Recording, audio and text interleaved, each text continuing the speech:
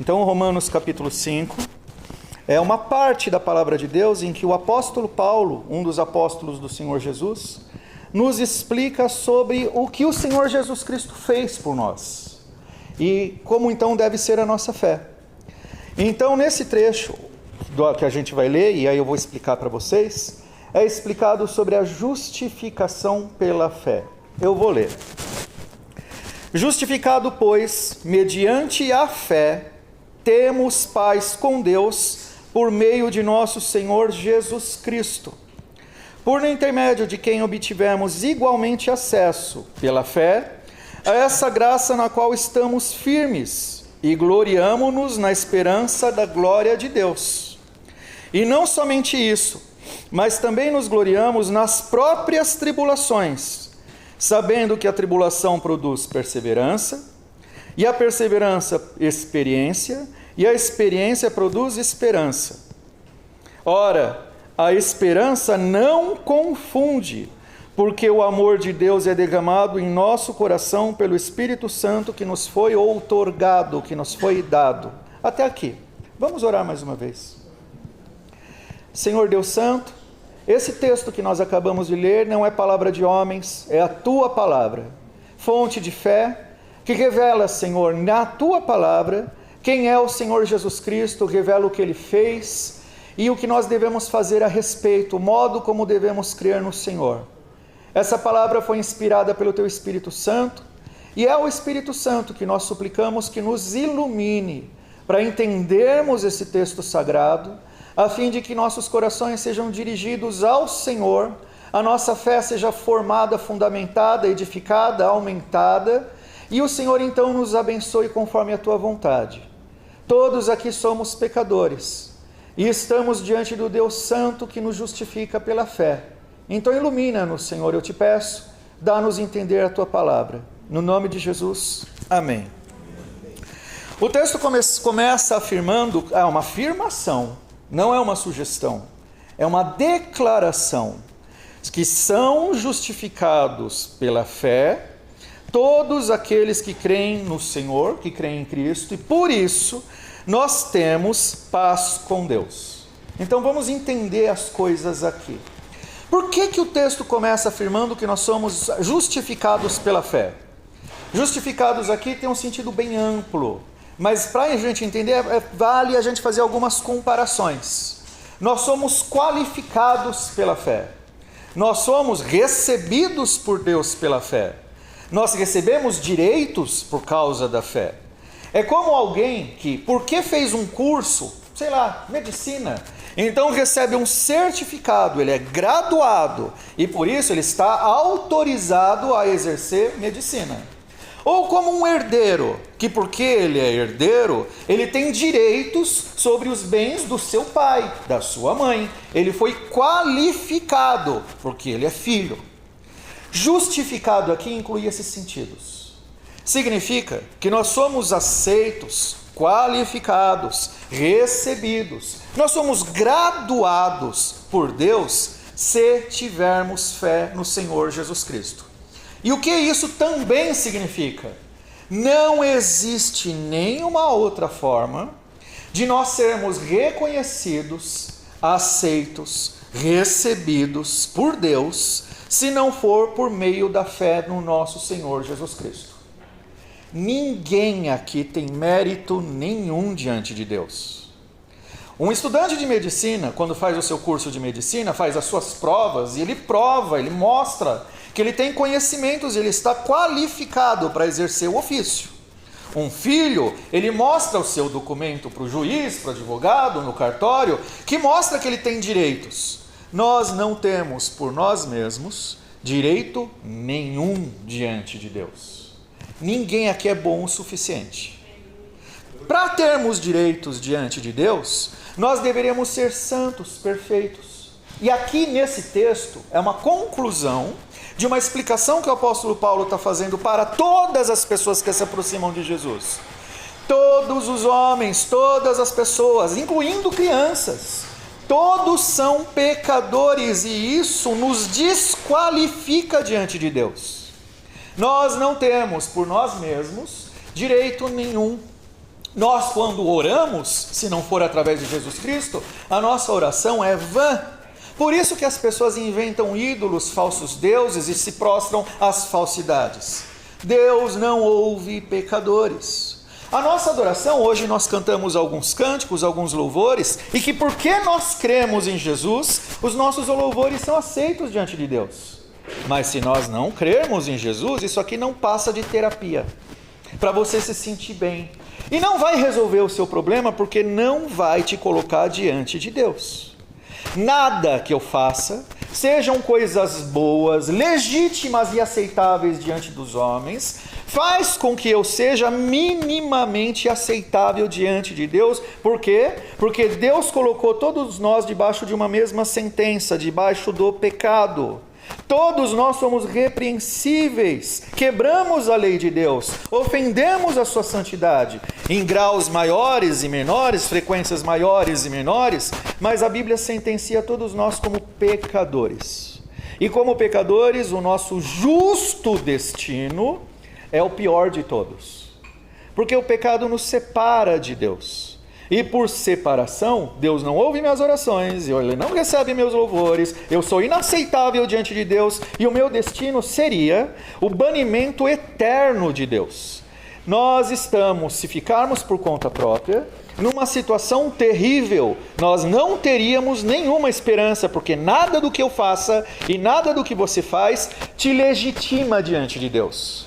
Não interessa o quanto você estude, você nunca vai ser para Deus como médico que numa faculdade comum é emitido um diploma. O padrão de Deus não é o padrão dos homens.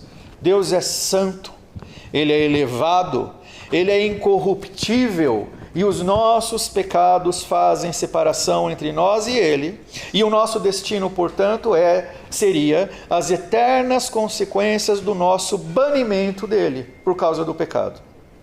Mas o texto traz uma boa notícia. Porque esse texto está falando a respeito do Evangelho, e Evangelho significa uma boa notícia. Diante do mal que se apoderou de nós e faz parte do que nós somos, diante disso que nós não podemos fazer nada sobre isso, existe uma excelente notícia. Você não podia fazer nada, mas tem alguém que podia e já fez. O próprio Senhor Jesus Cristo, e por isso que o texto vai falar sobre fé, porque fé no texto e na palavra de Deus é muito diferente do conceito comum que as pessoas têm de fé.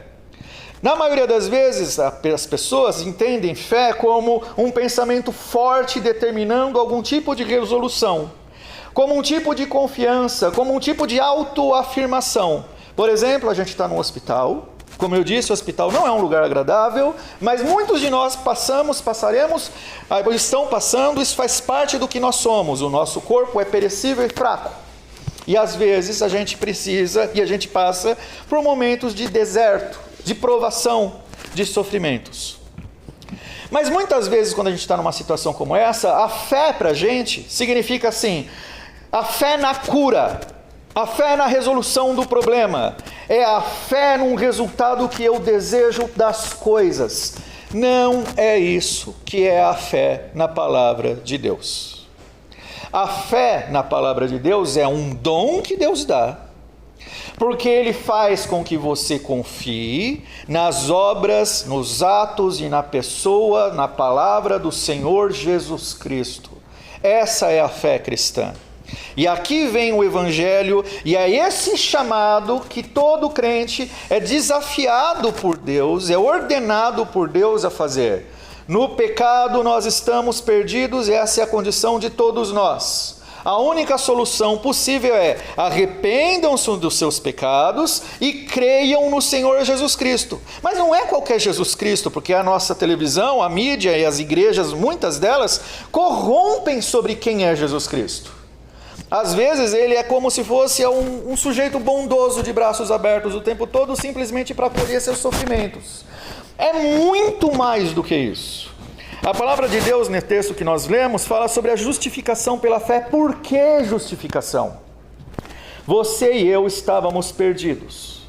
E era necessário que fosse feito algo radical para a nossa salvação. E eu não podia fazer nada. Pecado faz parte do que eu sou. Por mais que eu lute contra os meus impulsos pecaminosos e a minha carne, vez por outra, eu vou tropeçar. Eu posso tentar suprimir meus instintos de pecado e lutar contra isso, mas essa luta é miserável. Ela inevitavelmente, em algum momento eu posso até vencer esse pecado, mas eu vou cair no outro, porque o pecado faz parte do que eu sou, é muito mais do que eu faço. Eu dou fruto de acordo com a árvore que eu sou. Meu coração, minha mente, minha vida, minha educação, o sistema mundano é corrupto. Inevitavelmente, os frutos da minha vida vão ser condizentes com essa natureza. Paulo fala sobre isso. Miserável homem que sou, quem me livrará do corpo dessa morte? E aí ele já entra com: mas graças dou ao Senhor Jesus Cristo. Por causa da obra dele, nós somos justificados pela fé. Como? Eu não podia resolver o problema, porque eu sou pecador. Então, Deus Pai, ao longo de toda a Escritura, foi forjando a ideia de que um dia o Cordeiro de Deus seria sacrificado para a salvação de todo aquele que nele crê. E o que é isso? O Senhor Jesus Cristo, que é o próprio Deus, Criador de todas as coisas, e aqui é um mistério, porque Deus é um só, que subsiste nas pessoas do Pai, do Filho e do Espírito Santo. Um Deus com três pessoas distintas, a gente não vai entender isso nessa vida. Mas o Deus Filho se revelou entre nós e se fez homem. E nele, na pessoa do Deus Filho, do Senhor Jesus Cristo, que é ao mesmo tempo, ele é totalmente Deus, mas ele também tem natureza totalmente humana. Então nós vemos Jesus é um homem como qualquer um de nós, sujeito aos mesmos sentimentos, aos mesmos sofrimentos, com uma única diferença: ele jamais pecou. Ele nunca ofendeu sua mãe. Ele nunca cobiçou o que nós somos dados a cobiçar constantemente. Ele nunca foi perturbado por qualquer tipo de inclinação pecaminosa, porque ele é santo.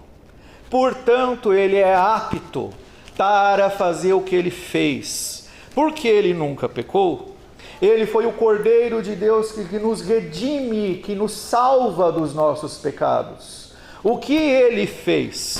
Ele encarnou, viveu entre nós, nasceu da Virgem Maria, e o objetivo da vida dele era ir para a cruz, morrer pelos nossos pecados. O que eu não podia fazer por mim, de tirar de mim os pecados que fazem parte do que eu sou, ele fez. Ele tomou sobre si os meus pecados, minhas maldições, minhas dores, minha miséria, meu desespero, o meu banimento de Deus, tomou sobre si naquela cruz e pagou integralmente por cada um dos pecados dos crentes. Na morte do Senhor Jesus acontece uma substituição de fardos. Ele toma a tua maldição e atribui a você a glória que pertence a Ele. Por isso você é justificado, qualificado, recebido por Deus, graduado pela fé no Senhor Jesus.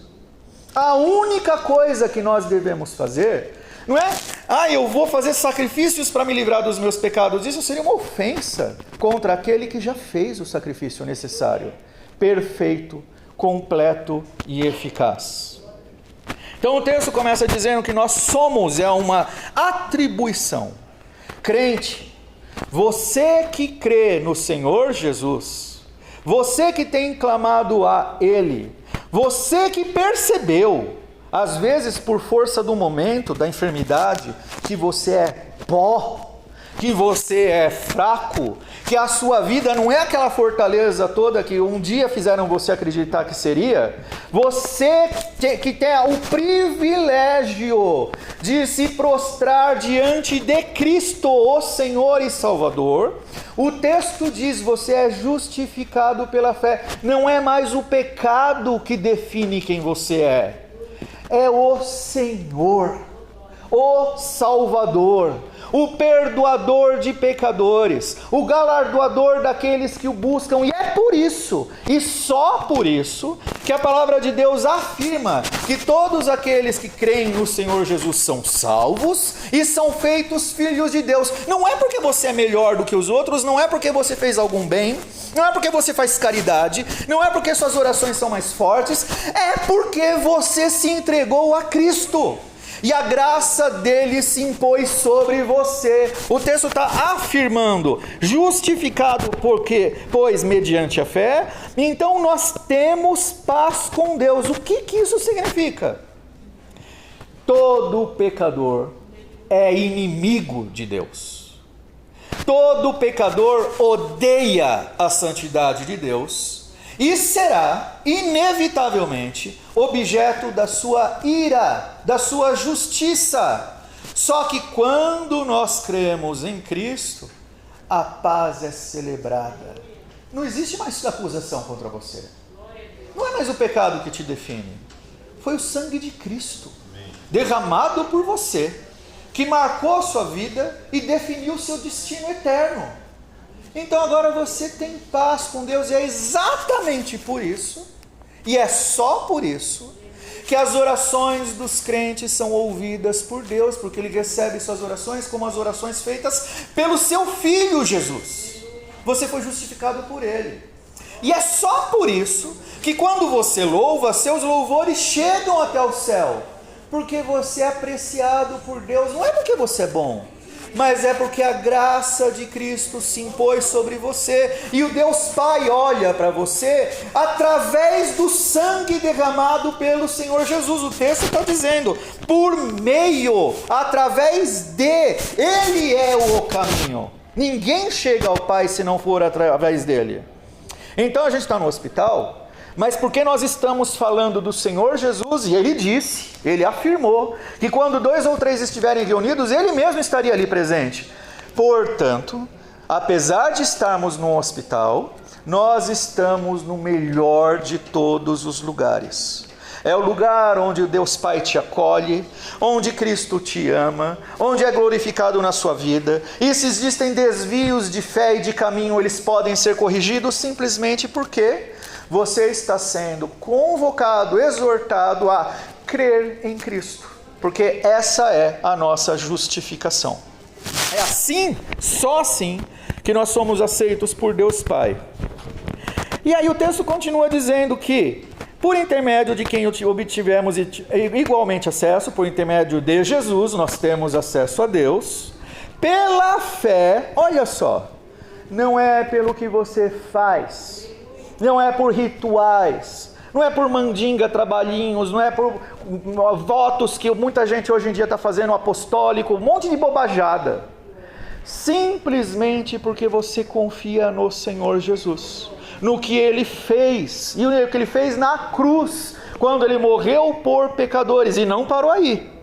Ele não apenas morreu por pecadores, mas como Ele é o justo de Deus, coisa que nós não somos por natureza, a morte não podia detê-lo.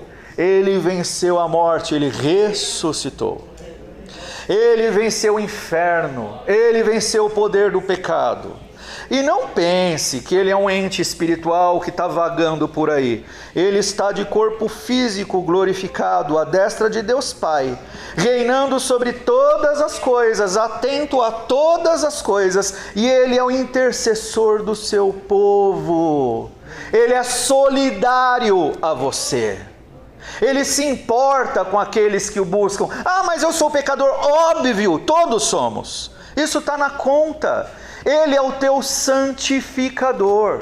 Ele é aquele que te ajuda a caminhar no caminho dele em progressão, em crescimento de santidade, e cada vez mais sendo mais e mais parecido com ele, porque você se deleita no que ele te deu. A salvação e a proximidade e a comunhão verdadeira com Deus.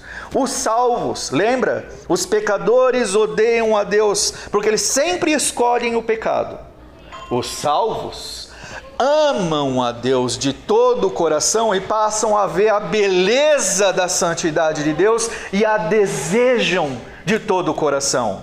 Os salvos têm diante de si a porta do céu aberta todos os dias da sua vida, porque ele sabe que ele pode orar e Deus ouve, e ele tem comunhão verdadeira com o seu Salvador. Por isso o texto diz aqui, que por intermédio de quem obtivemos igualmente acesso pela fé, a essa graça que nós estamos firmes, e gloriamo-nos na esperança da glória de Deus. Crente que foi salvo e sabe quem é Jesus e o que Jesus fez por você, se alegra nisso. Lembra, não é mais o pecado que te define, é a graça de Deus. Logo, não são mais as circunstâncias que te definem. Não é mais o momento no hospital que te define. Quem te definiu para toda a eternidade é o Deus que te salvou. E o texto está dizendo, você que crê em Jesus foi justificado, aceito, graduado, reconhecido, tido como filho. Você que crê no Senhor Jesus Cristo está nas mãos do Deus Todo-Poderoso. E a gente pode dizer, não, eu estou na mão do médico. Não, não está na mão do médico. Você está nas mãos do Deus Todo-Poderoso, que usa o médico, que é o Senhor do teu destino. E o texto está falando sobre a esperança que definiu o teu destino. O destino daqueles que creem em Jesus, uma vez que foram justificados pela fé, não é mais o pecado que te define. O destino são as glórias eternas que pertenciam exclusivamente ao Filho, que reina sobre todas as coisas, mas que por amor te fez co-herdeiro de todas essas coisas, porque você também é filho. O teu destino, o destino dos crentes, está definido pelos atos do Senhor Jesus Cristo. Então nosso dever aqui não é falar para você olhar para você mesmo, para você olhar para a enfermidade. Não, tenha bom ânimo, acredite, você vai melhorar. Não, isso é mentira. O meu dever é fazer você olhar para o Salvador, para o Senhor, cujas portas da eternidade estão escancaradas, e Ele é o nosso pastor, desde agora e para todo sempre. Olhe para Jesus, o autor e consumador da fé. Mas não é qualquer Jesus. Existem falsos Jesus que estão sendo pregados por aí. O mesmo nome, mas um espírito e um conteúdo muito diferentes do que a Bíblia ensina. Olhe para o Jesus da Bíblia, aquele que é o próprio Deus, que se fez homem, que humilhou a si mesmo, morreu na cruz, porque ele tinha o objetivo, o propósito de ser o Cordeiro de Deus, que é imolado, sacrificado para a salvação do seu povo. E isso aconteceu na cruz. Nós não temos uma esperança olhando para o futuro, nós temos convicções baseadas no que aconteceu lá na cruz no passado.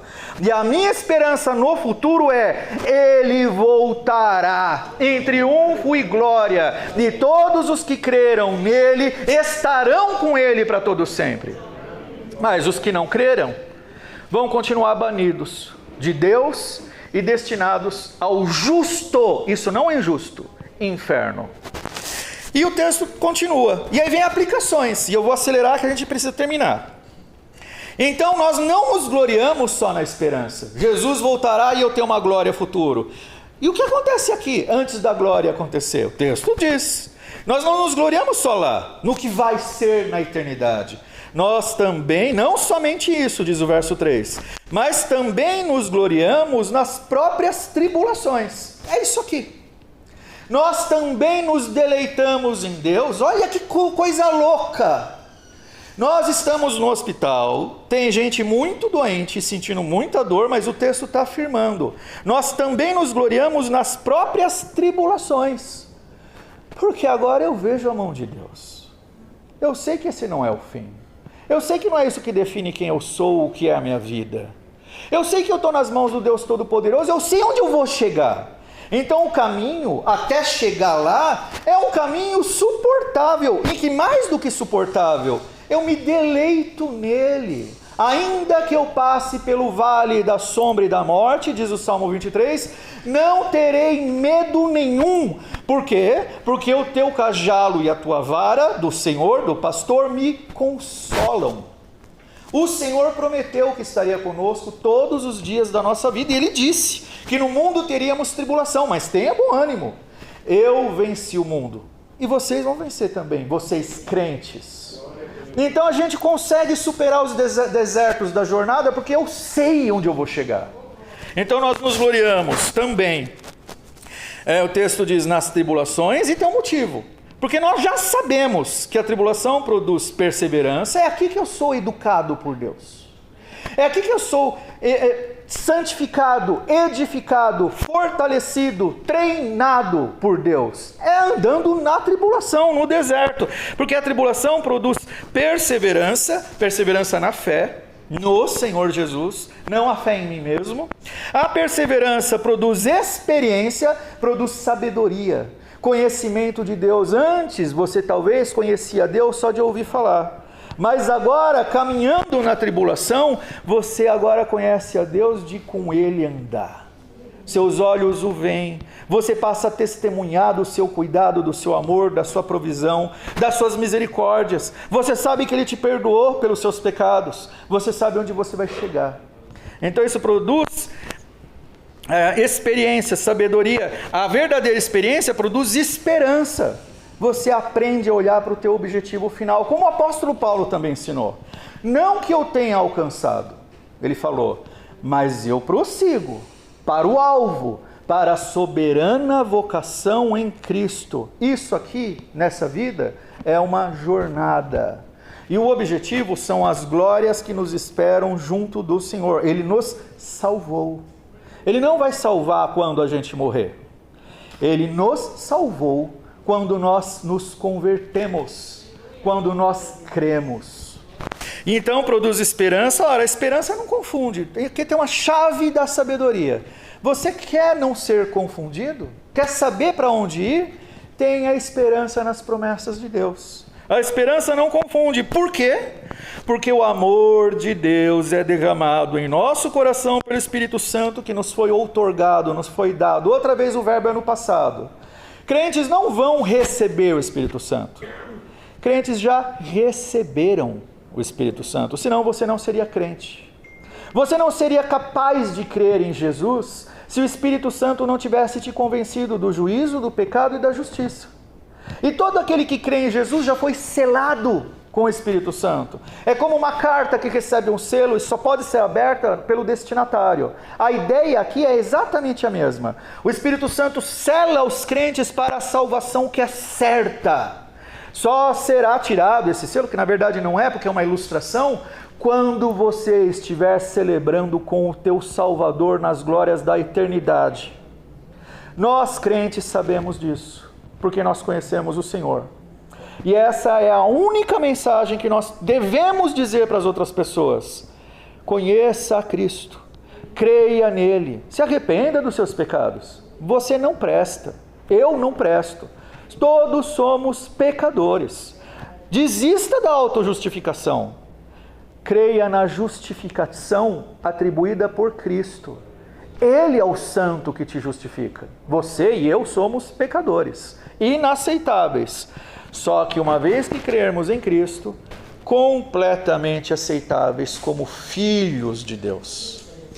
E aqui eu termino essa exposição e convido para mais uma oração.